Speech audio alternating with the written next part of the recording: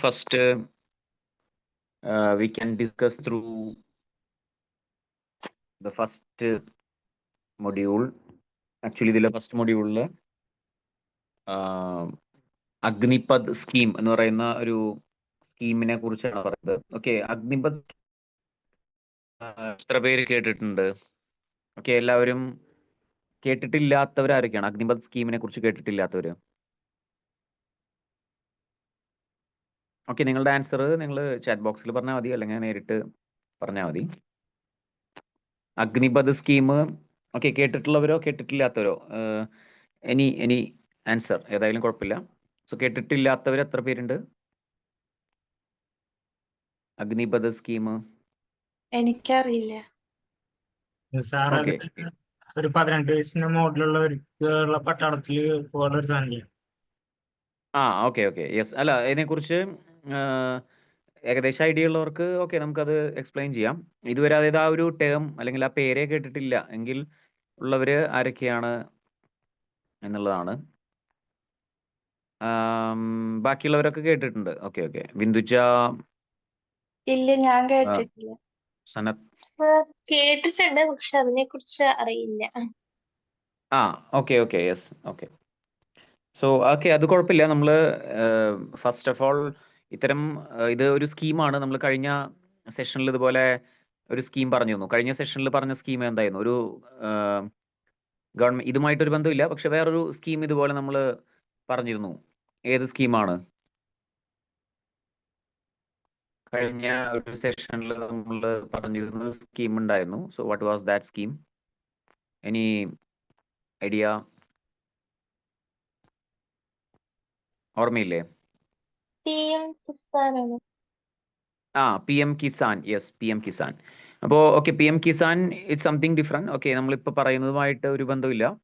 But നമ്മൾ പലപ്പോഴും എപ്പോഴും ചർച്ചയിലുള്ള രണ്ട് വിഭാഗങ്ങൾ, അതായത് നാഷൻ ബിൽഡിംഗ് എന്ന് പറയുന്ന കോൺസെപ്റ്റിൽ, അതായത് രാജ്യത്തിന്റെ നിർമ്മാണത്തിൽ പങ്കുവഹിക്കുന്ന പലപ്പോഴും സ്റ്റേറ്റ്മെന്റുകളിൽ വരുന്ന രണ്ട് വിഭാഗമാണ്. ഒന്ന് കർഷകരും ഒന്ന് സൈനികരും.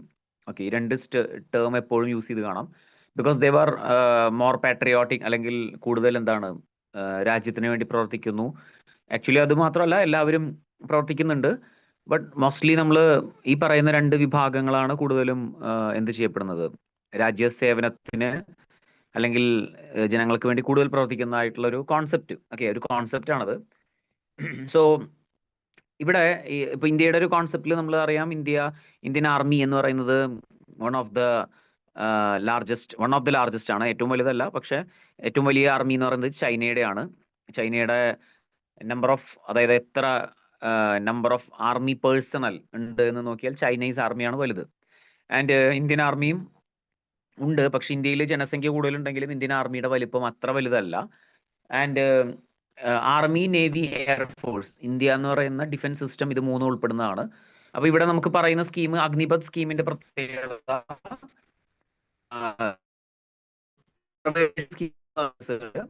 ബിക്കോസ് പിന്നെ അതിനെക്കുറിച്ച് രണ്ടഭിപ്രായം ഉണ്ടാവാം.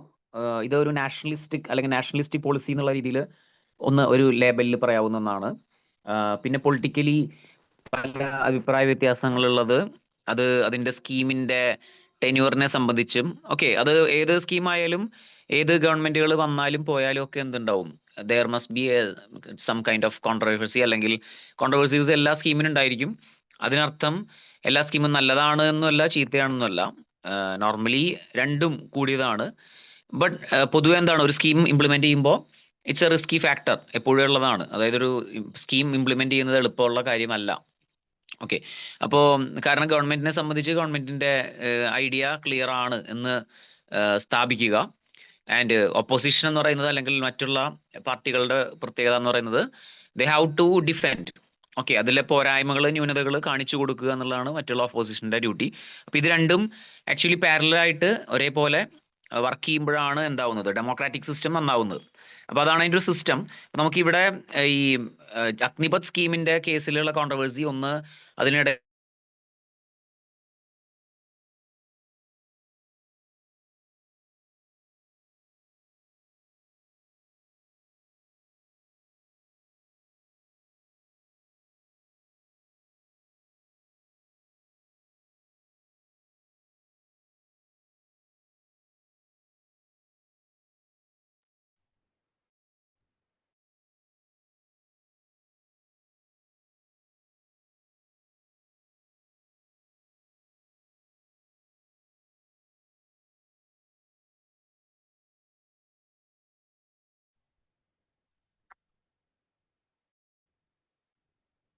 ഓക്കെ ഓക്കെ ഓക്കെ, ഇടയ്ക്ക് ഒന്ന് കട്ടായി പോയി. Okay, now is it audible? Okay, Salma, can you make me host? Audible അല്ലേ സൽമ? ഓഡിബിൾ ആണ്. ഓക്കെ, ഒന്ന് ഹോസ്റ്റ് ആക്കാമോ എന്നെ? Okay sir. ഒന്ന് ഹോസ്റ്റ് ആക്കിയാൽ മതി. Okay okay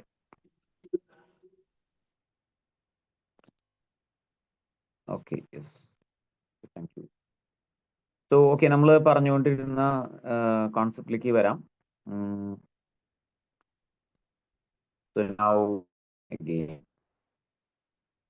okay, Agnipath scheme. അപ്പൊ ഇവിടെ ഇതിന്റെ കോൺസെപ്റ്റ് നോക്കാം. നമ്മൾ അതിന്റെ ഓവറോൾ ഒരു പിക്ചർ പറഞ്ഞിട്ട് ജസ്റ്റ് വായിച്ചു നോക്കിയാൽ എളുപ്പത്തിൽ മനസ്സിലാവും. അപ്പോൾ കോൺടെക്സ്റ്റ് എന്ന് പറയുന്നത് ഇവിടെ എഴുതിയിട്ടുണ്ട്, Bharatiya Janata Party led government's ambitious. Actually Bharatiya Janata parties എന്ന് പറയുന്നത് ഇത് വന്നത് 2019 ശേഷമാണ്, അല്ലെങ്കിൽ ആ ഒരു കാലഘട്ടത്തിലാണ്.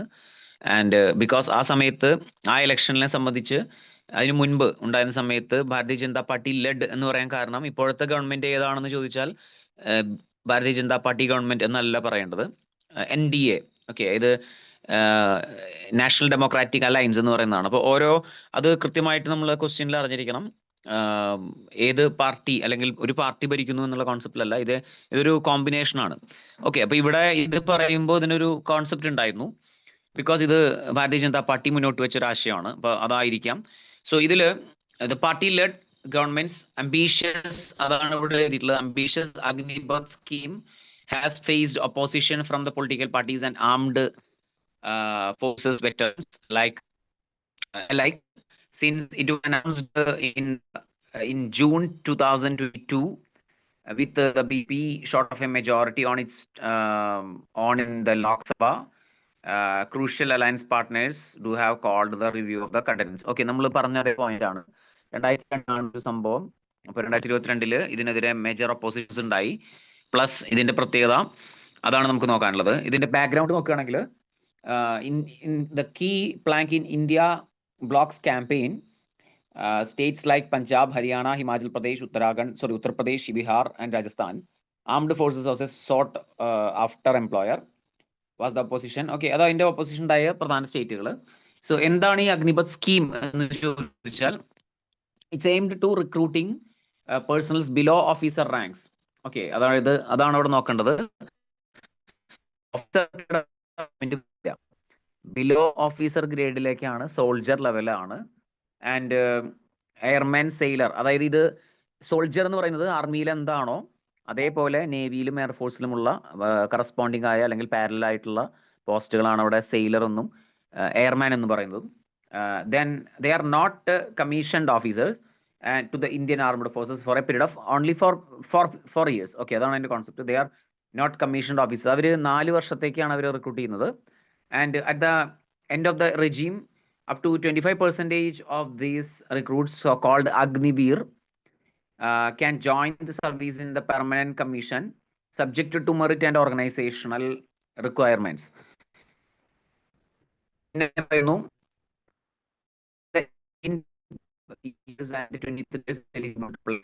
ഓക്കെ, അത് എലിജിബിലിറ്റി പറയുന്നു. അപ്പൊ ഇതിന്റെ ബേസിക് കോൺസെപ്റ്റ് അതാണ്. അഗ്നിപത് എന്ന് പറയുന്ന സ്കീം ആർമിയിലേക്കുള്ള താഴെക്കിടയിലുള്ള ജോബാണെന്ന് പറയാം. അതായത് താഴെക്കിടയിൽ എന്ന് പറഞ്ഞാൽ ഓഫീസർ കേഡർ ഇതിൽ വരുന്നില്ല. പ്ലസ് ഇതിന്റെ പ്രത്യേകത 17.5 to 23 years വരെയാണ്. അതായത് വളരെ ക്രൂഷ്യലായ ടൈമിലാണ്. അത് തന്നെയാണ് അവിടുത്തെ അതിന്റെ ഒരു എന്താണ് ഡിഫിക്കൽട്ടി ലെവൽ എന്ന് പറയുന്നത്. ബിക്കോസ് അവിടെ ഒന്ന് ജോയിൻ ചെയ്യാമെന്നുള്ളത് നല്ല കാര്യം തന്നെ, ബട്ട് 4 വർഷത്തേക്കേ ഉള്ളൂ എന്നുള്ളത് അതൊരു പോരായ്മയാണ്. കാരണം ഒരു പെർമനന്റ് വി ക്യാൻ ജോയിൻ. ഇത് 4 വർഷം നിങ്ങൾ റിക്രൂട്ട് ചെയ്ത് കഴിഞ്ഞാൽ വർഷത്തെ വർക്കിന് ശേഷം it's the discretion of the defence force. അവർക്ക് തീരുമാനിക്കാം നിങ്ങളെ നിർത്തും. നിങ്ങളുടെ വർക്കിംഗ് കേപ്പബിലിറ്റി അല്ലെങ്കിൽ ഈ 4 വർഷത്തെ നിങ്ങളുടെ എങ്ങനെയാണ് നിങ്ങൾ സർവീസ് ചെയ്തത് എന്ന് നോക്കിയിട്ടും, പിന്നെ ഒന്ന് ഓർഗനൈസേഷണൽ റിക്വയർമെന്റ് എന്ന് പറയുന്നുണ്ട്. അതായത് ആവശ്യമുണ്ടെങ്കിൽ മാത്രം. ഓക്കെ, ചിലപ്പോൾ ഇങ്ങനെ ഒരു ഓഫീസർ ആൾക്കാരുടെ ആവശ്യമില്ലെങ്കിൽ അവർ പിരിച്ചുവിടും. അത് തന്നെ. ഓക്കെ, ഹലോ,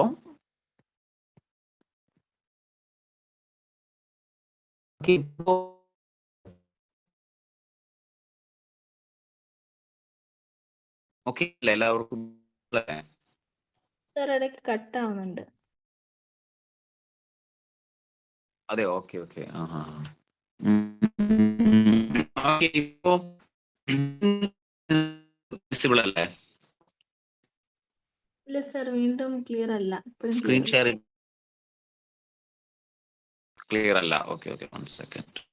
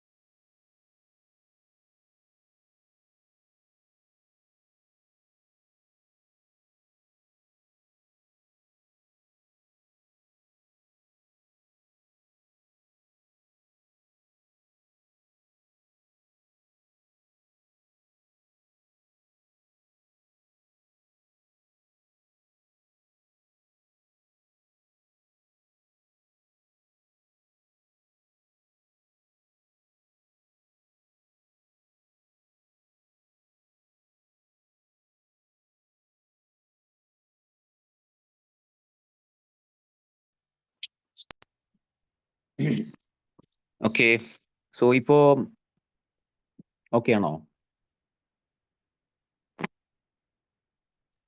ആ സാർ, ക്ലിയർ ആണ്. Okay, yes. ഓക്കെ, ഇടയ്ക്ക് അപ്പോൾ ക്ലാരിറ്റി ഇഷ്യൂ ഉണ്ടെങ്കിൽ ഒന്ന് ചാറ്റ് ബോക്സിൽ പറഞ്ഞാലും മതി. സോ ഓക്കെ, അപ്പോൾ ഇവിടെ നമുക്ക് ഈ സ്കീമിന്റെ കോൺസെപ്റ്റ് ഇതാണ്. അഗ്നിവീർ എന്ന് പറയുന്നത് ഇപ്പോൾ ഇടയ്ക്ക് എല്ലാ വർഷങ്ങളിലും വിളിക്കുന്നുണ്ട്. സോ അഗ്നിവീറിന്റെ സാലറി ബേസിക് ആണ് ഇവിടെ പറയുന്നത്. അതായത് Agniveers can draw a salary, basic salary of ₹30,000 to 40,000 per month and entitled to other risk and hardship allowances. അത് എല്ലാം കിട്ടുന്നുണ്ട്. അപ്പോൾ 30,000 to 40,000 എന്ന് പറയുന്നത് ഒരു ബേസിക്കലി കുഴപ്പമില്ലാത്തൊരു സാലറി തന്നെയാണ്. കാരണം വേറൊരു ഫീൽഡുകളിലും അത്ര എന്താണ് വളരെ ഉറപ്പുള്ള സാലറി എന്ന് പറയുന്നത് കുറവാണ്. ഇപ്പോൾ ഡിഫൻസ് ഫീൽഡ് എന്ന് പറയുന്നത് ഇറ്റ്സ് വെരി എന്താണ് ക്രൂഷ്യൽ ആണ്. പ്ലസ് നമുക്ക് ജോബ് സെക്യൂരിറ്റി എന്ന് പറയുന്നത് വളരെയധികം ഇപ്പോൾ ഇന്ത്യയിലുള്ള ജോബ് സെക്യൂരിറ്റി ലെവലുകളിൽ നോക്കിയാൽ ഏറ്റവും പ്രോമിനൻ്റ് ആയിട്ടൊരു ജോബ് ഡിഫൻസ് തന്നെയാണ്. ഓക്കെ, ഡിഫൻസ് എന്ന് പറയുന്നത് ജോബ് മാത്രമല്ല, ഇറ്റ്സ് എ സർവീസ്. സോ പല കൈൻഡ് ഓഫ് ആക്ഷൻസ് അതിൽ വരുന്നുണ്ട്. അപ്പോൾ അതൊരു ഇമ്പോർട്ടൻ്റ് ആയിട്ടുള്ള ജോബാണ്. ഓക്കെ, എന്തായാലും ഇത് അഗ്നിവീർ സ്കീമിന്റെ കോൺസെപ്റ്റ് ആണ് ഇവിടെ പറഞ്ഞത്.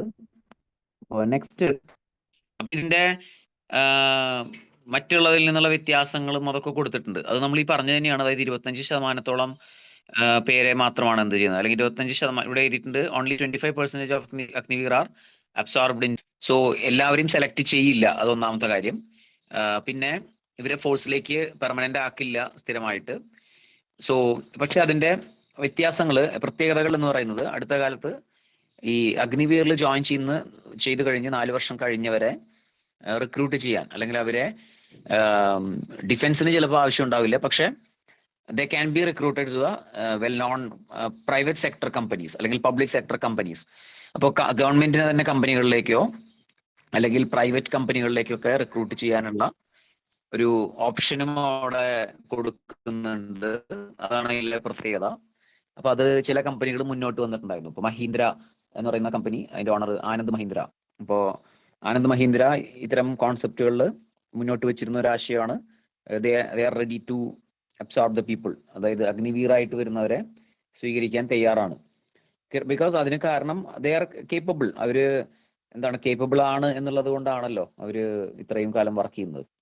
സോ അതൊരു സ്കീം വൈസ് അതിന് പോസിറ്റീവ് ആൻഡ് നെഗറ്റീവ് സൈഡുകൾ ഉണ്ടാവാം. സോ നമുക്ക് ഇതിന്റെ പോസിറ്റിവിറ്റി നെഗറ്റിവിറ്റി അറിയണം. Because we have to understand the total knowledge. അപ്പൊ അതിന്റെ പൊളിറ്റിക്കൽ വ്യൂ അല്ല നമുക്ക് അറിയേണ്ടത്. പൊളിറ്റിക്കൽ വ്യൂ ഡിഫറെന്റ് ആയിരിക്കും എന്തായാലും. ബട്ട് നമുക്ക് രണ്ട് സൈഡുകളും അറിയണം. അപ്പൊ അഗ്നിവീർ എന്ന് പറയുന്ന സ്കീം എന്താണെന്നും അത് ആരാണ് കൊണ്ടുവന്നതെന്നും സോ ഡിഫൻസ് മിനിസ്ട്രി ആണ്. അപ്പോൾ അതിന്റെ പ്രത്യേകതയാണ് പറഞ്ഞത്. അപ്പോ നെക്സ്റ്റ് ഇതിൽ കൊടുത്തിട്ടുള്ള ഒരു കോൺസെപ്റ്റ് ആണ് പ്രധാൻമന്ത്രി ആവാസ് യോജന എന്ന് പറയുന്ന കോൺസെപ്റ്റ്. ഓക്കെ, ഇപ്പൊ നിങ്ങൾക്ക് ഓഡിബിൾ അല്ലേ? അതെ സർ. ആ ഓക്കെ. ഇപ്പോ പ്രൈം മിനിസ്റ്റർ അല്ലെങ്കിൽ പ്രധാനമന്ത്രി ആവാസ് യോജന എന്ന് പറയുന്ന കോൺസെപ്റ്റ് ആണ്. അപ്പൊ എന്താണ് ഈ ആവാസ് യോജന എന്ന് പറഞ്ഞാൽ ഉദ്ദേശിക്കുന്നത്? ഇനി ഐഡിയ? ഹിന്ദി ടേം ആണ്, അതുകൊണ്ട് തന്നെ ഓക്കെ. എന്നാലും അത്ര അറിയാത്തവരൊന്നും ആയിരിക്കില്ല, എല്ലാവർക്കും ഹിന്ദി അറിയാം. സോ ഈ സ്കീം, എന്നാൽ ചിലവർക്ക് ചിലപ്പോൾ ഒട്ടും അറിയണമെന്നില്ല. ഓക്കെ, അപ്പോ സ്കീം എന്താണത് ഉദ്ദേശിക്കുന്നത്?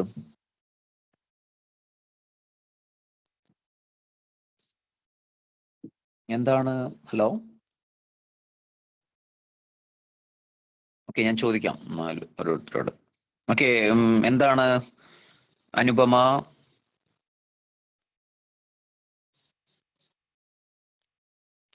ഓഡിബിൾ അല്ലേ അനുപമ? സർ ആ യെസ്. അപ്പോ എന്താണ് ഈ PMAY എന്ന് പറഞ്ഞാൽ ഉദ്ദേശിക്കുന്നത്? പ്രൈം മിനിസ്റ്റേഴ്സ് അല്ലെങ്കിൽ പ്രധാനമന്ത്രി ആവാസ് യോജന എന്ന് പറഞ്ഞാൽ എന്തിനു വേണ്ടിയിട്ടുള്ളതാണ്?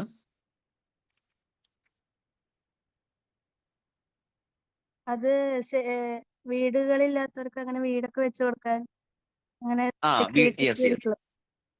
വീടില്ലാത്തവർക്ക് വീട് വെച്ചു കൊടുക്കുക.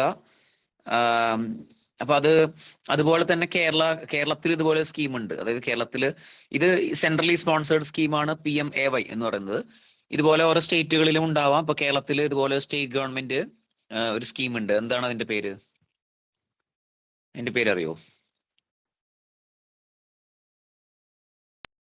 അതറിയില്ല sir. Life. Yes. Okay, life. Okay Anusha, yes yes. Okay, അപ്പോ യെസ് അനുപമ അപ്പോ പറഞ്ഞത് ലൈഫ് മിഷന്റെ ഇത് സെൻട്രൽ ഗവൺമെന്റിന്റെ സ്കീമാണ് PMAY. അപ്പൊ അത് രണ്ടും രണ്ട് സ്കീമുകളാണ്, അല്ലെങ്കിൽ കേരള ഗവൺമെന്റ് ഇതുപോലെ ഫണ്ട് കൊടുക്കുന്ന സ്കീമുണ്ട്. അപ്പൊ PMAY എന്ന് പറയുന്ന പദ്ധതി, പ്രൈം മിനിസ്റ്റേഴ്സ് ആവാസ് യോജന, ഇത് ഇന്ത്യയിൽ മൊത്തത്തിലുള്ള സ്കീമാണ്. അപ്പോൾ ഇതിലൂടെ എന്ത് ചെയ്യാം? ഇതുപോലെ കുറെ സ്കീമുകൾ ഉണ്ട് മുമ്പ് പറഞ്ഞ പോലെ. ഇത് വീടില്ല വീട് കൊടുക്കുക തന്നെ. ഓക്കെ, അതിന്റെ കോൺസെപ്റ്റ് നോക്കാം ആദ്യം, എന്നിട്ട് പറയാം. അപ്പോ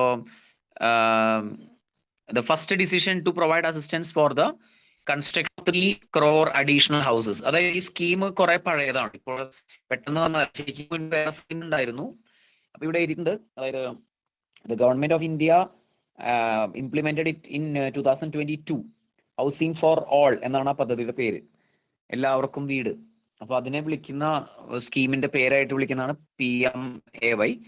and it is it is A centrally sponsored scheme launched in 2015. Okay, actually 2022 അവസാനത്തോടെ പദ്ധതി പൂർത്തീകരിക്കുക എന്നുള്ളതായിരുന്നു. എന്നാൽ അത് പിന്നീട് എക്സ്റ്റെൻഡ് ചെയ്ത് പോയിട്ടുണ്ട്. അപ്പോൾ ഇപ്പോഴും അത് സ്കീം ഉണ്ട്. അപ്പോൾ ഇതിൽ എഴുതിയിട്ടുണ്ട്, the aim to provide affordable housing to the poor, including economically weaker section, low income group, middle income group. The scheme 2 components, urban and rural. Okay, അതായത് ഈ പറയുന്ന ക്ലാസസ് ഓഫ് പീപ്പിളിനാണ് ഇത് കൊടുക്കുക. ബെനിഫിഷ്യറീസ് എന്ന് പറയുന്നത് അവരൊക്കെയാണ്. അപ്പോ ഓക്കെ, യെസ്, കേൾക്കുന്നില്ല അല്ലേ? Okay okay okay.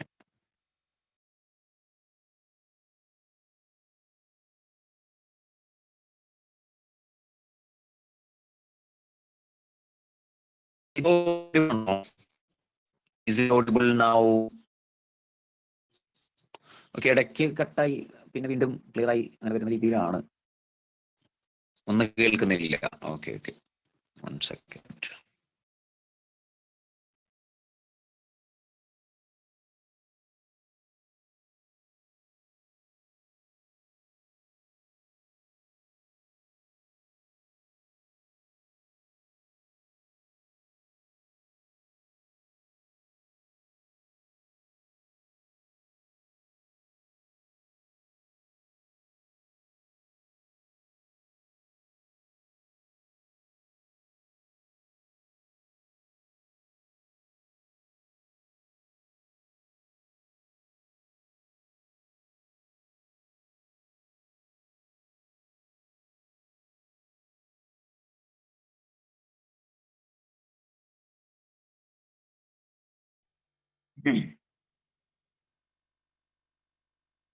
Okay.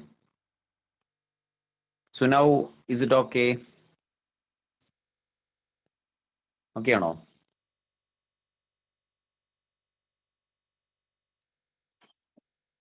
Clear ആണോ? ഓക്കെ, ഇടയ്ക്ക് ഒരു ക്ലാരിറ്റി ഇഷ്യൂ ഉണ്ട്. May be okay, network issue ആണത്. ഓക്കെ, സോ ഇവിടെ അണ്ടർ PMAY 3 മെയിൻ സ്കീംസ് എന്ന് പറഞ്ഞിട്ടുണ്ട്. അതായത് 3 സ്കീമുകളിലൂടെയാണ് ഇത് പ്രൊവൈഡ് ചെയ്യുന്നത്. ഒന്ന് credit link subsidy scheme, affordable housing project, beneficiary lead construction എന്ന് പറയുന്ന 3 കോൺസെപ്റ്റുകൾ പറഞ്ഞിട്ടുണ്ട്. അപ്പോൾ ഒന്ന് സബ്സിഡികൾ കൊടുക്കുക, അതായത് ലോൺ പ്രൊവൈഡ് ചെയ്യുന്നത് ബാങ്കുകൾ വഴിയാണെങ്കിൽ ലോൺ പ്രൊവൈഡ് ചെയ്യുന്നത് വളരെ സബ്സിഡി നിരക്കിൽ കൊടുക്കുക, അതും ബെനിഫിഷ്യറീസിനെ കണ്ടെത്തിയിട്ട്. പിന്നെ ഒന്ന് these projects creating affordable housing options. So വീട് വെറുതെ കുറെ പണിയല്ല, അതിന് കൃത്യമായ ആവശ്യത്തിനനുസരിച്ചുള്ള വീടുകൾ പണിയുക, അതും ചെറിയ, അതായത് അതിന്റെ നമുക്ക് ചിന്തിച്ചാൽ അറിയാം വലിയ ലക്ഷറി ഹോംസ് ഒന്നും ഇതിൽ കൺസ്ട്രക്ട് ചെയ്യാൻ പറ്റില്ല. അപ്പോൾ അതാണ് affordable houses. Then beneficiaries can directly construct their own houses and with the financial assistance from the government. Okay, അവർക്ക് സ്വന്തമായി വീട് നിർമ്മിക്കാം, ഗവൺമെന്റ് അതിന് ഫണ്ട് തരും. അപ്പൊ ഇങ്ങനെയാണ് അതിന്റെ സ്കീം നടക്കുന്നത്. അപ്പോൾ ഇത് അർബൻ ആൻഡ് റൂറൽ ഉണ്ട്. അപ്പോൾ ഈ അർബൻ ആൻഡ് റൂറൽ എന്ന് പറയുമ്പോൾ ഗ്രാമങ്ങളിലും നഗരങ്ങളിലും ഉണ്ട്. ഇപ്പൊ നഗരങ്ങളിലും നമുക്കറിയുന്നതാണ്, ഗ്രാമങ്ങളിൽ ഇപ്പോൾ റൂറൽ ഏരിയയേക്കാൾ കൂടുതൽ എപ്പോഴും ജനസംഖ്യ അർബൻ ഏരിയയിലായിരിക്കും. അതിന് പല കാരണങ്ങളുണ്ട്, മൈഗ്രേഷൻ ഇഷ്യൂസ്, അല്ലെങ്കിൽ നമുക്കറിയുന്നതാണത്. അതൊരു സോഷ്യോളജി ഫാക്ടറാണ്, ഡെമോഗ്രാഫിക് ഡിവിഡൻഡ് എന്ന് പറയുന്ന ഒരു കോൺസെപ്റ്റ് ആണ്. സോ അത് നിങ്ങൾ സോഷ്യോളജിയോ അല്ലെങ്കിൽ അങ്ങനെയുള്ള MSW പോലുള്ള കോൺസെപ്റ്റുകളൊക്കെ പഠിച്ചിട്ടുണ്ടെങ്കിൽ പ്രത്യേകം അറിയാം. ജോഗ്രഫിയിൽ തന്നെയുള്ളതാണത്. ഇത് ജോഗ്രഫിയിൽ പറയുമ്പോൾ ഡെമോഗ്രാഫിക് ഡിവിഡൻഡ് എന്ന് പറയുന്നതാണ് ഡിസ്ട്രിബ്യൂഷൻ ഓഫ് ദ പീപ്പിൾ എന്ന് പറയുന്ന ഒരു കോൺസെപ്റ്റ് ആണ്. അപ്പോൾ ജനങ്ങൾ ഏറ്റവും കൂടുതൽ താമസിക്കുന്ന എവിടെ എന്ന് ചോദിച്ചാൽ നമ്മൾ പറയുക ഗ്രാമങ്ങളിൽ എന്നായിരിക്കും പറയുക ചിലപ്പോൾ. ഓക്കെ, ബട്ട് ശരിക്ക് കൂടുതലും ജനങ്ങൾ എന്ത് ചെയ്യുന്നുണ്ട്, കോൺസെൻട്രേറ്റ് ചെയ്യുന്നത് നഗരങ്ങളിലാണ്. അതുകൊണ്ട് കാരണം ഒന്ന്, അർബൻ സിസ്റ്റത്തിലാണ് എല്ലാവിധ ഫെസിലിറ്റീസ് ഉള്ളത്, പ്ലസ് ജോബ്, ഏറ്റവും വലിയ ഇമ്പോർട്ടൻ്റ് ആയിട്ടുള്ള ഫാക്ടർ എംപ്ലോയ്മെന്റ് ആണ്. സോ എംപ്ലോയ്മെന്റ് ജനറേഷൻ ഏറ്റവും കൂടുതൽ നഗരങ്ങളിലാണ് ഉള്ളത്, ഗ്രാമങ്ങളെക്കാൾ കൂടുതൽ, പ്രത്യേകിച്ച് സർവീസ് സെക്ടറുകളൊക്കെ. അപ്പോൾ ഗ്രാമം എന്ന് പറഞ്ഞാൽ നമുക്കറിയാം, റൂറൽ സിസ്റ്റം ഇന്ത്യയിൽ കേരളത്തിലെ നോക്കാൻ പറ്റില്ല, കേരളത്തിന്റെ സിസ്റ്റത്തിലെല്ലാം അത് ആപ്റ്റ് ആവണമെന്നില്ല. ഇന്ത്യയിൽ majority rural areas are concentrated on agriculture. അപ്പോൾ കൃഷിയിലാണ് ഇവർ ജീവിക്കുന്നത്. അപ്പൊ അതുകൊണ്ട് തന്നെ ഗ്രാമവും നഗരവും തമ്മിൽ കൃത്യമായ വ്യത്യാസം ഉണ്ട്. എന്നാൽ കേരളത്തിലൊന്നും അത് നമുക്ക് ഫീൽ ചെയ്യില്ല, ബിക്കോസ് കേരള ഓൾറെഡി ഈ സെമി അർബൻ എന്ന് പറയുന്ന ഒരു കോൺസെപ്റ്റ് ആണ്. കേരളത്തിൽ റൂറലും അർബനും തമ്മിൽ അതുകൊണ്ട് തന്നെ നമുക്ക് വ്യത്യാസം പറയാൻ പറ്റില്ല. ഓക്കെ, സോ നെക്സ്റ്റ് ഇവിടെ വരുന്നതാണ് പോപ്പുലേഷൻ സെൻസസ്. ഇത് നമ്മൾ ഒരു ജനറൽ കാര്യമാണ്, നമ്മൾ മുമ്പും ഇടയിൽ പറഞ്ഞിട്ടുണ്ട് തോന്നുന്നു. 2021 സെൻസസ് നടക്കേണ്ടിയിരുന്നത്, ബട്ട് ഇനി വരുന്നത് 2026 ഇപ്പോഴത്തെ പുതിയൊരു ന്യൂസ് പ്രകാരം 2026 സെൻസസ് നടക്കും. അപ്പോൾ ഇന്ത്യയിൽ ഇപ്പോൾ എത്ര ജനങ്ങളുണ്ട്, അതായത് ഇപ്പോൾ latest United Nations Development Programme എന്ന് പറയുന്ന സംഘടന ഒരു കണക്ക് പുറത്തുവിട്ടു. അത് പ്രകാരം ഇന്ത്യ ഇപ്പോൾ ലോകത്തിലെ ഏറ്റവും ജനസംഖ്യ കൂടിയ രാജ്യമാണ്. അപ്പോൾ എത്ര പോപ്പുലേഷൻ ഉണ്ട് ഇന്ത്യയിൽ? എത്രയുണ്ട്? 140 കോടിയല്ലേ? എത്രയാ? 140 കോടി. 140. ഓക്കെ, അത് 142 പോയിന്റ് സംതിങ് പറയുന്നുണ്ട്. ഓക്കെ, ഇത് കൃത്യമായിട്ട് ഈ UNDP കണക്കിൽ 142 പോയിന്റ് സംതിങ് ആണ്. അതും മാറിയിട്ടുണ്ടാവും, ബിക്കോസ് ചൈനയെ ഓവർകം ചെയ്ത സമയത്താണ് 142 എന്നുള്ള ഒരു 142.7 ഐ തിങ്ക് അതിനൊരു കണക്ക്. അപ്പോൾ ആ ഒരു പോയിന്റ് സംതിങ് ആണ് വരുന്നത്. അപ്പോൾ അത് ഓക്കെ, 140 എന്ന് പറഞ്ഞാലും അത് കറക്റ്റ് ആണ്. അത് കാരണം നമുക്കത് കൃത്യമായിട്ട് പറയാൻ പറ്റില്ല, എങ്കിൽ പോലും 140 എബവ് ഉണ്ട്. അപ്പോൾ ഇത് സെൻസസിലൂടെ കണ്ടെത്താൻ വേണ്ടി ഇനി സെൻസസ് വരുന്നത് 2026 അതിനെക്കുറിച്ചാണ് ഇവിടെ. അപ്പോൾ ഇവിടുത്തെ ബാക്ക്ഗ്രൗണ്ട് എന്ന് പറയുന്നതാണ് the last census was scheduled in 2021 but has not been completed, which was led to concern about the accuracy of data used for various welfare scheme. Okay, അതാണ് അവിടുത്തെ ഒരു പ്രത്യേകതയുള്ളൂ. അത്രയും അതിന്റെ ടോപ്പിക്. നമുക്ക് ഈ എന്തിനാണ് സെൻസസ് എന്ന് ചോദിക്കാം. ജനസംഖ്യയുള്ളത് എന്തിനാ അറിയണം? ബിക്കോസ് അതിന്റെ കാരണം പോളിസികൾ തന്നെയാണ്. നമ്മൾ ഇപ്പൊ ഗവൺമെന്റ് ഉദാഹരണത്തിന് നമ്മൾ ഒരു വീട്ടില് എന്ത് ചെയ്യുന്നു, എല്ലാവർക്കും വേണ്ടി ചോറ് വെക്കുന്നു, അല്ലെങ്കിൽ ഓക്കെ ഭക്ഷണം ഉണ്ടാക്കുന്നു. അപ്പോൾ ഒരു വീട്ടിൽ ഇപ്പോൾ 2 ആളാണ് താമസിക്കുന്നതെങ്കിൽ ഒരു കണക്കുണ്ടായിരിക്കും. എന്നാൽ ആ വീട്ടിൽ പിന്നീട് ഒരു 5-6 ആൾക്കാർ കൂടി വരുന്നു. ഓക്കെ, അത് മേ ബി ഗസ്റ്റ് ആയിരിക്കാം, അല്ലെങ്കിൽ സ്ഥിരമായി താമസിക്കുന്ന 5-6 പേര് വരുന്നു. സോ എന്ത് സംഭവിക്കും? ഓട്ടോമാറ്റിക്കലി 5-6 പേര് വരുന്നത് നമുക്ക് കണക്കുണ്ട്. അതായത് നമ്മുടെ കയ്യിൽ സ്റ്റാറ്റിസ്റ്റിക്സ് ഉണ്ട്. 5 പേരാണ് വരുന്നത്, അല്ലെങ്കിൽ 4 പേരാണ് വരുന്നത് താമസിക്കുന്നത്. സോ നമുക്ക് അതിനനുസരിച്ച് അപ്പോൾ എന്ത് മാറ്റം വരുത്താം? ഈ ഭക്ഷണം വെക്കുന്നതിൽ മാറ്റം വരുത്താം. അങ്ങനെയാണത് നമ്മൾ ക്ലിയർ ചെയ്ത് പോകുന്നത്. അപ്പോൾ ഇത് തന്നെയാണ് ആ സ്റ്റാറ്റിസ്റ്റിക്സിന്റെ പ്രത്യേകതയും. ഇന്ത്യയിൽ government distribution of income, distribution of wealth എന്ന് പറയുന്ന കോൺസെപ്റ്റ് ഒക്കെ ചെയ്യുന്നുണ്ട്. അതായത് എല്ലാ ശമ്പളമല്ല, ആക്ച്വലി എല്ലാത്തിൻ്റെയും സ്വത്തിന്റെ അല്ലെങ്കിൽ അസറ്റിന്റെ ഒക്കെ ഹോൾഡർ ആക്ച്വലി സ്റ്റേറ്റ് ആണ്, ഗവൺമെന്റ് ആണ്. അപ്പോൾ എല്ലാ സർവീസുകളും, എല്ലാ സബ്സിഡീസ്, ഇങ്ങനെ പറയുന്ന കാര്യങ്ങളും സ്കീമുകളും ഇതൊക്കെ പ്രൊവൈഡ് ചെയ്യുന്നത് സ്റ്റേറ്റ് ആണ്. അപ്പൊ സ്റ്റേറ്റിന് ഇത് കൊടുക്കണമെങ്കിൽ ആദ്യം എന്തറിയണം? എത്ര പേര് ഇവിടെ താമസിക്കുന്നുണ്ട് എന്ന് അറിയണം. എന്നാലേ അത് കൊടുക്കാൻ പറ്റുള്ളൂ. അപ്പൊ അത് കൃത്യമായൊരു കണക്കില്ലെങ്കിൽ കണക്കെല്ലാം തെറ്റിപ്പോവും. സോ എന്ത് സംഭവിക്കില്ല? ഡിസ്ട്രിബ്യൂഷൻ ഓഫ് വെൽത്ത് ക്ലിയർ ആയിട്ട് നടക്കില്ല. ഓക്കെ, അപ്പൊ അതിന് വേണ്ടിയിട്ടാണ് ഈ സെൻസസ് എന്ന് പറയുന്നത്. പക്ഷെ സെൻസസിനെ കുറിച്ച് പല അഭിപ്രായങ്ങളുണ്ടാവാം. ബിക്കോസ് സെൻസസ് പൂർണ്ണമായിട്ടും ഗവൺമെന്റിന് വേണ്ടിയിട്ടാണോ എന്ന് ചോദിച്ചാൽ അല്ല എന്നും പറയേണ്ടി വരും. കാരണം അതിന്റെ പിന്നിലുള്ള ഹിഡൻ കോൺസെപ്റ്റ് പറയുകയാണെങ്കിൽ പല പ്രൈവറ്റ് കമ്പനികൾക്കും ഈ ഡാറ്റ വേണം. ഓക്കെ, അപ്പോൾ പ്രൈവറ്റ് കമ്പനികളും ഈ പറയുന്ന ഗവൺമെന്റിന്റെ സെൻസസിനെ ആശ്രയിക്കുന്നുണ്ട്, ഈ സ്റ്റാറ്റിസ്റ്റിക്സിനെ നോക്കുന്നുണ്ട്. ബിക്കോസ് അതിൽ എത്ര യൂത്ത് പോപ്പുലേഷൻ ഉണ്ട്, എത്ര സ്ത്രീകളുണ്ട്, പുരുഷന്മാരുണ്ട്, കുട്ടികളുണ്ട്. സോ ഇങ്ങനെ എഡ്യൂക്കേറ്റഡ് എത്ര, അൺഎഡ്യൂക്കേറ്റഡ് എത്ര, എവിടെയാണ് സ്റ്റാൻഡേർഡ് ഓഫ് ലിവിങ് ഉള്ളത്, അപ്പോൾ സാലറി ഏറ്റവും കൂടുതൽ കിട്ടുന്നത് ഏത് സ്റ്റേറ്റിലൊക്കെയാണ്. ഇങ്ങനെ പൂർണ്ണമായ ഒരു ക്ലിയർ പിക്ചർ കിട്ടുമ്പോൾ അവർക്കൊരു പ്രൊഡക്റ്റ് ഇറക്കാനും എല്ലാത്തിനും എളുപ്പമായിരിക്കും. ഓക്കെ, സോ നെക്സ്റ്റ് അപ്പൊ ഇതിൽ എഴുതിയിട്ടുണ്ട് ഫസ്റ്റ് സെൻസസ് 1881 ലാസ്റ്റ് സെൻസസ് ഇന്ത്യയിൽ 2011 ദെൻ ആദിത്യ L1 മിഷൻ എന്ന് പറയുന്നതാണ്. ആദിത്യ L1 മിഷൻ എന്ന പേര് കേട്ടാൽ തന്നെ ഓൾമോസ്റ്റ് നമുക്ക് ഗസ് ചെയ്യാൻ പറ്റും എവിടേക്കുള്ള യാത്രയാണ്. ഇതെന്താണ് സംഭവം? ആദിത്യ L1 എന്ന് പറഞ്ഞാൽ എവിടേക്കുള്ള സിസ്റ്റമാണ്? ഇതൊരു മിഷനാണ് ISROയുടെ. സോ എവിടേക്കുള്ള മിഷനാണിത്? ആദിത്യ എന്നുള്ള പേര് കേട്ട് അറിയാലോ, എവിടേക്കാ? കുറിച്ച് പഠിക്കാൻ വേണ്ടി എവിടേക്കായിരുന്നു? സണ്ണിലേക്ക്. സണ്ണിലേക്ക്. യെസ്, സണ്ണിലേക്കാണ്. അപ്പൊ ആദിത്യ L1 എന്നാണ് അതിന് പേര് കൊടുത്തിട്ടുള്ളത്. So ISRO said these photos captured, okay, organization said these photos captured by the Aditya L1 will help. അതായത് ഇതിന്റെ പ്രത്യേകത കോണ്ടെക്സ്റ്റ് എന്ന് പറഞ്ഞാൽ അതാണ്. അവര് ISRO കുറെ ഇമേജുകൾ സൂര്യന്റെ പുറത്ത് കിട്ടു, sun images which was taken by Aditya L1. അപ്പോൾ ഇത് പറയുമ്പോൾ ഇപ്പൊ ഒരു വളരെ ലേറ്റസ്റ്റ് ചോദ്യമുള്ളത്, ISROയുടെ പുതിയ ചെയർമാൻ ആരാ? ISROയുടെ പുതിയ ചെയർമാനായിട്ട് ഇപ്പോൾ പുതിയൊരു വ്യക്തിയെ നിയമിച്ചു. ആക്ച്വലി ആള് അപ്പോയിന്റിങ്ങിലാണ്. തൊട്ട് മുൻപുണ്ടായിരുന്ന ആളാരാണ്? ഇപ്പോഴത്തെ പുതിയ അപ്പോയിന്റി ആരാണ്? ഈ രണ്ട് കറണ്ട് അഫെയർ ആണ്, വളരെ കറന്റലി അപ്പോയിന്റ് ചെയ്തതാണ്. എന്താണ് ആൻസർ? ഓക്കെ, എന്താണ് ആൻസർ? ഞാൻ ചോദിക്കാം. ദേവിക കേൾക്കുന്നില്ലേ?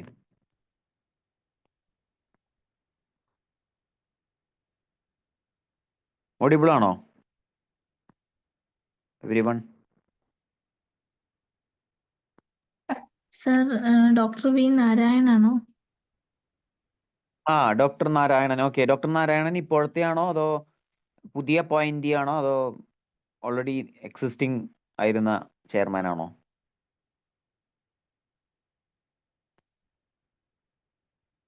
എക്സിസ്റ്റിംഗ് ചെയർമാൻ ആണോ അതോ എക്സിസ്റ്റിംഗ് എന്ന് പറഞ്ഞാൽ തൊട്ട് മുൻപ് ഉണ്ടായിരുന്നതാണോ അതോ പുതിയ അപ്പോയിന്റി ആയിട്ട് ഇപ്പോൾ നിയമിച്ചിട്ടുള്ള ആളുടെ പേരാണോ? ഏതാണ് നാരായണൻ എന്നുള്ള പേര് ആരാ? അത് അപ്പോയിന്റ് ചെയ്തതാണ് ഇപ്പം. ആ ഓക്കെ. സോ മുൻപ് തൊട്ട് മുൻപ് ഉണ്ടായിരുന്ന വ്യക്തിയുടെ പേര്?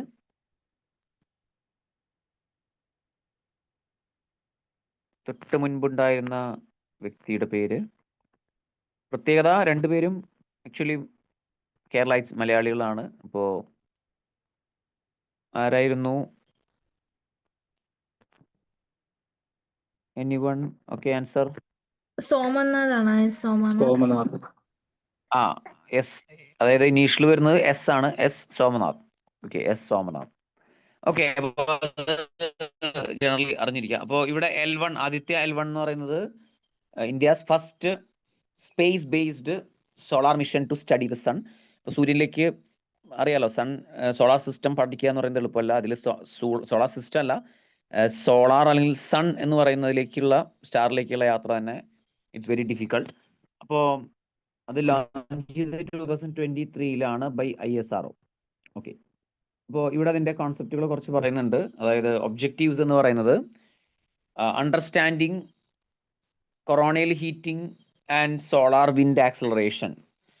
Okay, then understanding initiation of coronal mass ejection, solar flares and new earth space weather, understanding coupling and dynamics of the solar atmosphere, solar wind distribution and temperature of. Okay, ഇതെല്ലാം scientifically അല്ലെങ്കിൽ നമ്മളതിൻ്റെ physics അല്ലെങ്കിൽ അതിൻ്റെ physics ആണ് അവിടെ പറയുന്നത്. So അത് normally ഇതിൻ്റെ ഉദ്ദേശം എന്ന് പറയുന്നത് സണ്ണിലേക്ക് നമുക്കൊരു മിഷൻ നടത്താൻ മാൻഡ് മിഷൻ പോസിബിൾ അല്ല. അതായത് ഒരു മനുഷ്യനെ അവിടേക്ക് അയക്കാൻ പറ്റില്ല. മനുഷ്യനെ മാത്രമല്ല, ഈവൻ അൺമാൻഡ് മിഷൻസ് ആണെങ്കിൽ പോലും ഒരു എന്താണ് ഒരു ഇത് സണ്ണിലേക്ക് എന്ന് പറഞ്ഞാൽ നമ്മൾ ചിന്തിക്കുന്ന പോലെ സണ്ണിലേക്കൊന്നും ഇത് എത്തിയിട്ടില്ല. ഓക്കെ, സണ്ണിൽ നിന്നൊക്കെ എത്രയോ അകലെയാണ്, എത്രയോ ലൈറ്റ് ഇയർ അപ്പുറത്താണ് ഇത് നിൽക്കുന്നത്. കാരണം തൊട്ടടുത്തേക്ക് എത്താൻ ഒരിക്കലും സാധിക്കില്ല.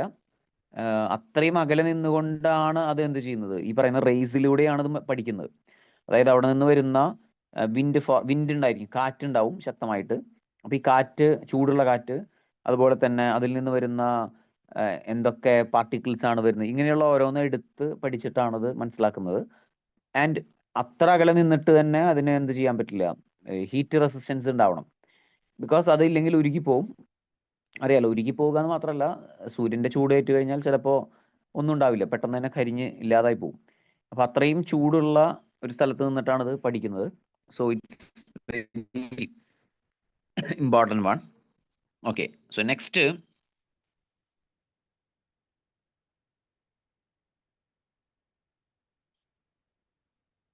ഒരു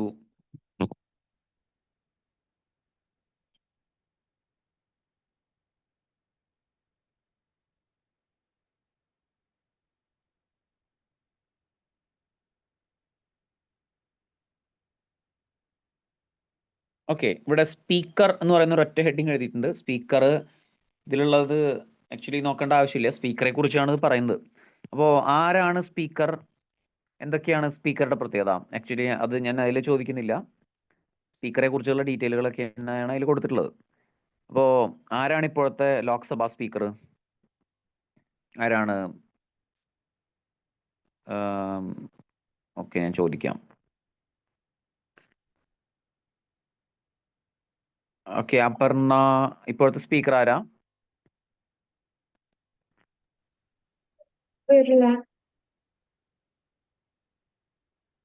okay, full name?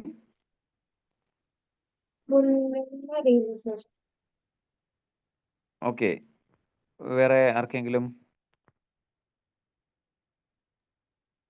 Om Birla. Okay, Om Birla. Okay, Om Birla. So Om Birla തന്നെയായിരുന്നു തൊട്ട് മുൻപ് ഉണ്ടായിരുന്നതും. അപ്പോൾ ഈ സ്പീക്കർ എന്ന് പറയുന്നത് ലോക്സഭയിലെ ആണ്. അപ്പോൾ ഒരു ചോദ്യം, whether the speaker is a member of Lok Sabha, എന്താണ് answer? Speaker is question a clear member ആയില്ല. Of okay, the member of Lok Sabha, whether the speaker is the member of Lok Sabha. Speaker ലോക്സഭയിലെ മെമ്പർ ആണോ? എന്താണ് ആൻസർ? സാർ മെമ്പറാണ്. Clear അല്ലേ? ആ, ലോക്സഭയിലെ member ആണോ എന്നുള്ള ചോദ്യം. Yes, എന്താണ് ആൻസർ പറഞ്ഞത്? സാർ മെമ്പറാണ്.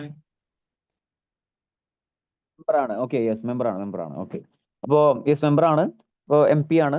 അപ്പോൾ MP ആയിട്ട് വരുന്ന വ്യക്തിയിൽ നിന്ന് തന്നെയാണ് ആരെ തിരഞ്ഞെടുക്കുന്നത്? സ്പീക്കറെ. അപ്പോൾ ഈ സ്പീക്കർ, പുതിയൊരു സ്പീക്കർ, ഒരു ഇലക്ഷൻ പുതിയൊരു സ്പീക്കർ വരുന്നത് വരെ ഒരാളെ തൽക്കാലത്തേക്ക് ഇരുത്തും. അയാളെ വിളിക്കുന്ന പേരെന്താ?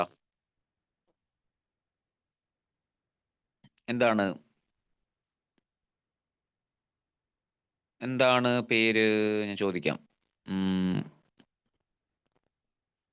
ഓക്കെ, സനത്ത് ഓഡിബിൾ അല്ലേ?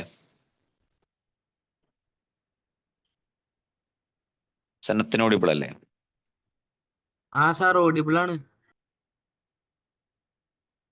ഓക്കെ, സോ ഓക്കെ, സ്പീക്കറെ സെലക്ട് ചെയ്യുന്നതിന് തൊട്ട് മുൻപ് തൽക്കാലത്തേക്ക് ഒരു സ്പീക്കറെ ഇരുത്താറുണ്ട്. അയാളെ വിളിക്കുന്ന പേരെന്താ?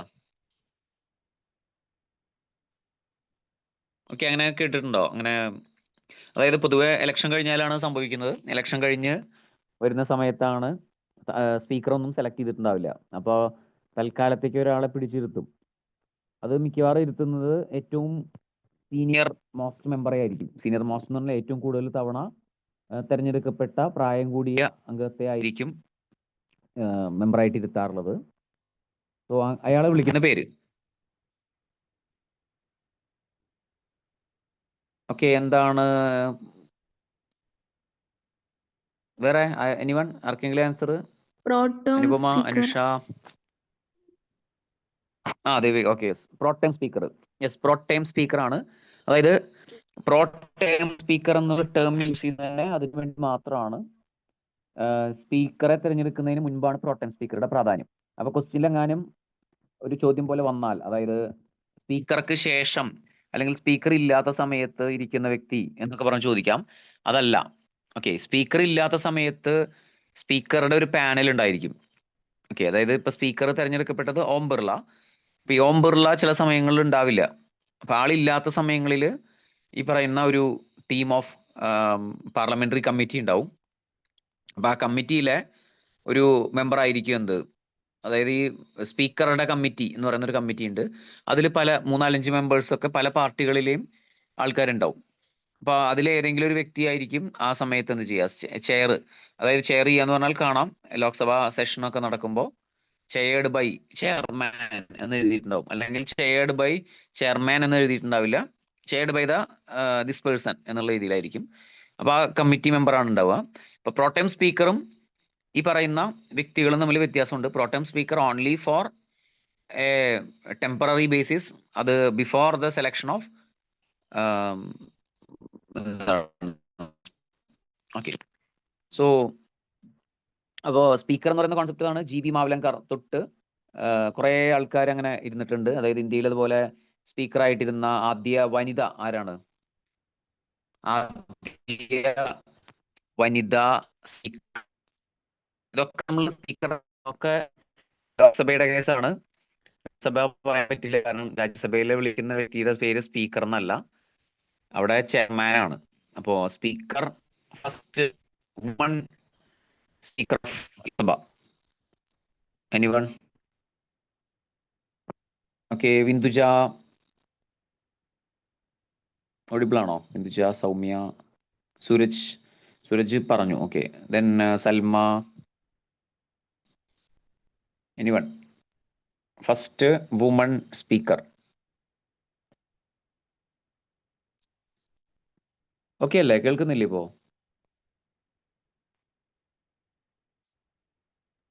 കേൾക്കാം. Yes. So first woman speaker of Lok Sabha ആരായിരുന്നു? മേരിയ അല്ലെങ്കിൽ- കുമാർ എന്നൊക്കെ. യെസ്, ആരായിരുന്നു? യെസ്, കറക്റ്റ് ആണ്. പേര് പറഞ്ഞത് ഒന്നുകൂടി പറയോ? കുമാർ. മീര കുമാർ. ഓക്കെ, മീര കുമാർ.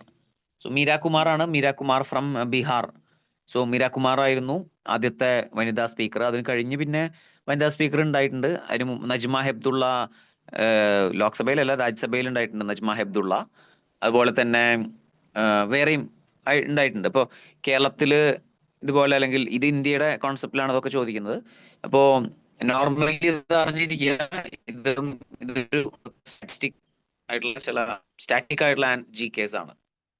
അപ്പൊ ഇവിടെ നമ്മൾ സ്പീക്കറിനെ കുറിച്ചാണ് ഇതൊക്കെ പറഞ്ഞത്. അപ്പോൾ സ്പീക്കറുടെ duties, powers of the speaker അതൊക്കെ വരുന്നുണ്ട്. സ്പീക്കർക്ക് വോട്ട് ചെയ്യാനുള്ള അധികാരമുണ്ട്. അതായത് വോട്ടിംഗ്, ഇപ്പോൾ ലോക്സഭയിൽ ഒരു വോട്ടിംഗ് നടന്നാൽ അത് ടാലിയായി വന്നാൽ, അതായത് ഇപ്പോൾ 2 യെസ് ഓർ നോ രണ്ടെണ്ണം ഉണ്ടാവും ഓപ്ഷൻ. അപ്പോൾ അതിൽ 2 ഈക്വലായി വന്നാൽ സ്പീക്കർക്ക് വോട്ട് ചെയ്യാം. അപ്പോൾ സ്പീക്കർക്ക് വോട്ട് ചെയ്യാനുള്ള റൈറ്റ് ഉണ്ട്. സ്പീക്കറുടെ ആ വോട്ടിന് എന്തുണ്ട്, കാസ്റ്റിംഗ് വോട്ട് എന്ന് പറയുന്നതാണ്. സോ ആ വോട്ടിന് വലിയ പ്രാധാന്യമുണ്ട്. അപ്പോൾ സ്പീക്കർ ക്യാൻ വോട്ട്.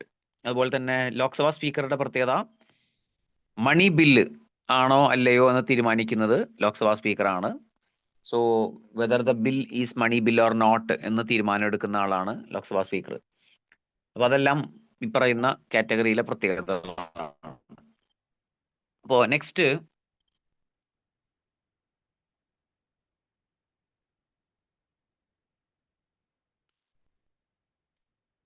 ഓക്കെ, ഇവിടെ കൊടുത്തിട്ടുണ്ട് ബിർസ മുണ്ട എന്ന് കൊടുത്തിട്ടുണ്ട്. അതായത് Birsa Munda, Jharkhand governor and chief minister recent paid tribute to the tribal leader Birsa Munda. അത് ജാർഖണ്ഡിലെ എന്താണ് വളരെ ഫേമസ് ആയിട്ടുള്ള ഒരു ലീഡറാണ്.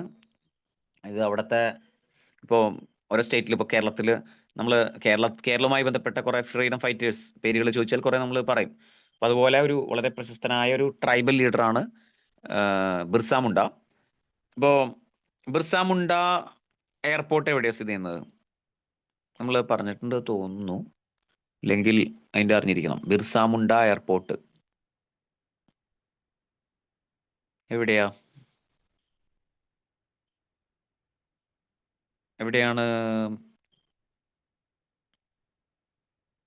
സൽമ. ഓക്കെ, ബിർസ മുണ്ട എയർപോർട്ട് സ്ഥിതി ചെയ്യുന്ന സ്ഥലം കേൾക്കുന്നില്ലേ? ഹലോ. കേൾക്കുന്നുണ്ട് sir. Okay. So anyone answer? Okay, Salma കേൾക്കുന്നില്ലേ? സൽമ, സനത്ത്, ഓക്കെ, സൂരജ്, ഹിമ, ദേവിക, ഓക്കെ പറഞ്ഞു, അപർണ, അനുഷ, ഓക്കെ. സോ എന്താണ് ആൻസർ? ജാർഖണ്ഡിലാണ്. ഓക്കെ, ഇപ്പൊ നമ്മൾ പറഞ്ഞു ജാർഖണ്ഡിന്റെ സ്ഥലത്താണത്. അപ്പൊ ജാർഖണ്ഡിലെ ലീഡറാണ്. അപ്പൊ അവിടെ ജാർഖണ്ഡിൽ എവിടെയാണ്? ജാർഖണ്ഡിന്റെ ക്യാപിറ്റലാണ്. ജാർഖണ്ഡിന്റെ ക്യാപിറ്റൽ എവിടെയാ? റഞ്ചിയാണ് sir. Yes, Ranchi. Okay, Ranchi. അപ്പോൾ airport situated in Ranchi. Birsa Munda international airport റാഞ്ചിയിലാണ്. Birsa Munda is a tribal leader and tribal god എന്നാണ് വിളിക്കുന്നത്. ആൻഡ് അറിയാലോ, അപ്പോൾ ജാർഖണ്ഡിന്റെ പ്രത്യേകത, റാഞ്ചിയുടെ പ്രത്യേകത, റാഞ്ചി ഇസ് ഫേമസ് ഫോർ, പൊതുവെ നമ്മൾ അറിയപ്പെടുന്ന, ഇപ്പോൾ ധോണി, ക്രിക്കറ്ററാണ് മഹേന്ദ്ര സിംഗ് ധോണി. ധോണിയുടെ ജന്മസ്ഥലമാണ് ഈ പറയുന്ന റാഞ്ചി. പ്ലസ് പിന്നെയുള്ള പ്രത്യേകത, Ranchi is known as the city of waterfalls. Actually അങ്ങനെ ഒരു പേര് അതിനുണ്ട്, സിറ്റി ഓഫ് വാട്ടർഫോൾസ്. അപ്പോൾ അത്രയധികം വാട്ടർഫോൾസ് ഉണ്ടായിട്ടാണോ എന്നറിയില്ല. സോ സിറ്റി ഓഫ് വാട്ടർഫോൾസ് എന്നാണ് എന്നെ വിളിക്കുന്നത്. ഓക്കെ, സോ നെക്സ്റ്റ് ബിർസ മുണ്ടയെ കുറിച്ചാണ് ഇവിടെ പറഞ്ഞിട്ടുള്ളത്. റോൾ ഓഫ് ബിർസ മുണ്ട, അതൊരു ട്രൈബൽ ലീഡർ ആയിരുന്നു, ഫ്രീഡം ഫൈറ്റർ ആണ്. ഓക്കെ, ആ പേരുകളും പ്രത്യേകതകളാണ് പറഞ്ഞിട്ടുള്ളത്. അപ്പൊ ഇവിടെ വേറൊരു പോയിന്റ് ചെയ്തിട്ടുണ്ട്, religious influence. He created A faith and propagated, okay, known as Dharti Abba or the Earth Father. അപ്പൊ അത് കൾച്ചറലി ഇമ്പോർട്ടൻസ് ഉള്ള ചില സംഭവങ്ങളാണ്. അപ്പൊ ആള് കൊണ്ടുവന്ന ഒരു ഫെയ്ത്തിന്റെ പേരാണ് ബിർസെയ്ത്ത് എന്ന് പറയുന്ന ഒരു ഫെയ്ത്ത്, ബിർസെയ്ത്ത്. അപ്പൊ അത്തരത്തിലുള്ള ചില ഫെയ്ത്തുകളും അതൊക്കെ പല വ്യക്തികൾ കൊണ്ടുവന്നതുണ്ട്. അപ്പൊ അതിൽ ബിർസ മുണ്ടയുടെ പ്രത്യേകത, it's mostly connected with the tribal ഏരിയയിലുള്ള വ്യക്തി ആയതുകൊണ്ട് ട്രൈബൽ അഫയേഴ്സ് ആണ് അതെല്ലാം. ഓക്കെ, ദെൻ അടുത്തത് CIC സെൻട്രൽ ഇൻഫർമേഷൻ കമ്മീഷനെ കുറിച്ചാണ് പറയുന്നത്. ഇപ്പോൾ Delhi high court recent made a significant ruling regarding the jurisdiction of the central information commission over the members of parliament local area development funds. അതായത് ഇപ്പൊ അടുത്ത കാലത്ത് ഈ MP ലാഡ് എന്ന് പറയുന്നത് വളരെ ഇമ്പോർട്ടൻ്റ് ആയിട്ടുള്ള സ്കീമാണ്. അത് ആർക്ക് വേണ്ടിയുള്ള മാത്രമാണ്? Member of parliament MP മാർക്കുള്ളതാണ്. അപ്പോൾ MP ലാഡിലൂടെ ആണ് എല്ലാ മണ്ഡലങ്ങളിലേക്കും ഓരോ MP മാർക്കുള്ള ഫണ്ട് 5 കോടി രൂപയൊക്കെ അതിൽ കിട്ടുന്നതാണ് ഓരോ MPക്കും. അപ്പൊ അത് അവർക്ക് അവരുടെ മണ്ഡലത്തിൽ യൂസ് ചെയ്യാം. അപ്പൊ ഇവിടെ ഇപ്പൊ പ്രത്യേകത, ഇപ്പോൾ ഡൽഹി ഹൈക്കോടതി ഒരു പുതിയ റൂളിംഗ് കൊണ്ടുവന്നു regarding the jurisdiction of central information commission over the MP lads. അപ്പോൾ സെൻട്രൽ ഇൻഫർമേഷൻ കമ്മീഷൻ വിവരാവകാശം, അതാണ് അതിന്റെ കോൺസെപ്റ്റ്. അപ്പൊ MP ലാഡിനെ സംബന്ധിച്ച് വിവരാവകാശം കിട്ടുമോ എന്നുള്ളതാണ് I think rule that information does not have authority to comment on the utilization of MP lads. അപ്പോൾ information commission വിവരാവകാശ commission എന്ന് പറയുന്നത് തന്നെയാണത്. അപ്പൊ അതിന് എന്തിനെ കുറിച്ച് പറയാൻ അധികാരമില്ല? MP ലാഡ് സ്കീമിനെ കുറിച്ച് പറയാൻ അധികാരം ഇല്ല. MP ലാഡ് എന്താണെന്ന് നമ്മൾ പറഞ്ഞു. MP ലാഡ് എന്ന് പറഞ്ഞാൽ MP മാർക്ക് ഫണ്ട് യൂസ് ചെയ്യാനുള്ള ഒരു സ്കീമാണത്. അപ്പൊ അതിനുവേണ്ടി ഗവൺമെന്റിൽ നിന്ന് എല്ലാ MPക്കും ഓരോ MPക്ക് 5 കോടി രൂപ വീതം കിട്ടിയിരുന്നു. അപ്പൊ അത് അവരുടെ മണ്ഡലങ്ങളിലോ ജൂറിസ്ഡിക്ഷൻ ഏരിയകളിലോ യൂസ് ചെയ്യാം. പലരും ഉപയോഗിച്ച് കാണാം. ഓക്കെ, അപ്പോ ദെൻ ഇവിടെ എഴുതിയിട്ടുണ്ട് about central information commission. So അതിന്റെ പ്രത്യേകത the right to information act അത് വന്നിട്ടുള്ളത് ഇതിന്റെ കീഴിലാണ്. It is a constitutional body. Sorry, it is not a constitutional body because അതിൽ കോൺസ്റ്റിറ്റ്യൂഷനെ കുറിച്ചൊന്നും കോൺസ്റ്റിറ്റ്യൂഷനിലൊന്നും പറയുന്നില്ല. സോ RTI എന്ന് പറയുന്ന സ്കീമൊക്കെ വരുന്നത് ഇതിന്റെ കീഴിലാണ്, റൈറ്റ് ടു ഇൻഫർമേഷൻ ആക്ട്. അപ്പൊ ഈ RTI എന്നുള്ളതിന്റെ കീഴില് വരാത്ത ഒരുപാട് ഇൻസ്റ്റിറ്റ്യൂഷൻസ് ഉണ്ട്. അപ്പൊ RTI ഫയൽ ചെയ്യുമ്പോൾ എത്ര രൂപയുടെ സ്റ്റാമ്പാണ് ഒട്ടിക്കുക? RTI ഫയൽ ചെയ്യാൻ ആവശ്യമായ സ്റ്റാമ്പ് എത്രയാ? RTI ആരെങ്കിലും ഫയൽ ചെയ്തിട്ടുണ്ടോ എവിടെയെങ്കിലും? ആരെങ്കിലും RTI right to information act പ്രകാരം വിവരാവകാശത്തിന് വേണ്ടിയിട്ട് ആരെങ്കിലും അപ്ലിക്കേഷൻ എവിടെയെങ്കിലും കൊടുത്തിട്ടുണ്ടോ? എനിവൺ? അനുപമ, അനുഷ, അപർണ, ദേവിക, ഹിമ, ഇല്ല sir. Salma, okay, Sanath, Soumya, Induja. Okay, ആരും കൊടുത്തിട്ടില്ല? ഓക്കെ, അപ്പൊ അതിന്റെ പ്രൊസീജിയർ എങ്ങനെയാണ് എല്ലാവർക്കും അറിയാലോ. അതിന്റെ പ്രൊസീജിയർ എന്ന് പറഞ്ഞാൽ എത്ര രൂപയുടെ സ്റ്റാമ്പ്, അതൊരു ഒന്നുമില്ല, അതിന് പ്രൊസീജിയറുകൾ ഇല്ല അധികം എന്നുള്ളതാണ് അതിന്റെ ഗുണം. So it is very easy. ഇപ്പൊ ഓൺലൈനിലും കൊടുക്കാം.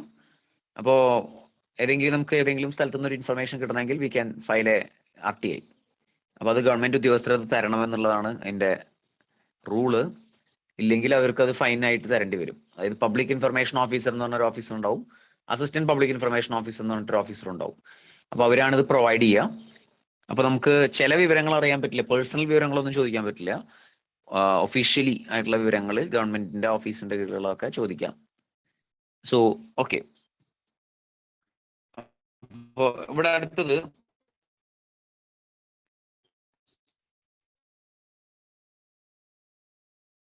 ഫീച്ചേഴ്സ് ഓഫ് UPI ആണ് പറയുന്നത്. ഈ UPIയുടെ ഫുൾ ഫോം എന്ന് പറയുന്നത് നമ്മൾ ഐ തിങ്ക് കുറെ തവണ ചോദിച്ചിട്ടുണ്ട് തോന്നുന്നു, unified payment interface.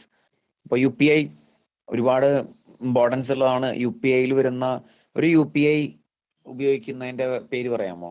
Example, UPI system ഉപയോഗിക്കുന്ന ഒരു ആപ്പ് ഏതാണ്? UPI സിസ്റ്റം ഉള്ള ആപ്പ് ഏതാ? എനിവൺ? ഏതാണ്? GPay. യെസ്, GPay ഉണ്ട്. അതായത് നമുക്ക് ബാങ്കുകളുടെ ആപ്പുകൾ ഉണ്ട് ഒരുപാട്. ഓരോ ബാങ്കുകാർക്കും അവരുടേതായ ആപ്പൊക്കെ ഉണ്ട്. അതും ഇവർ യൂട്ടിലൈസ് പറയാൻ പറ്റും. എന്നാൽ പ്രൈവറ്റ് ആയിട്ട് അല്ലെങ്കിൽ ഒരുപാട് മേഖലകളിൽ ഉപയോഗിക്കുന്ന GPay പോലുള്ള ഫോൺ പേ, സോ അങ്ങനെയുള്ള കുറെ ആപ്പുകളും ഉണ്ട്.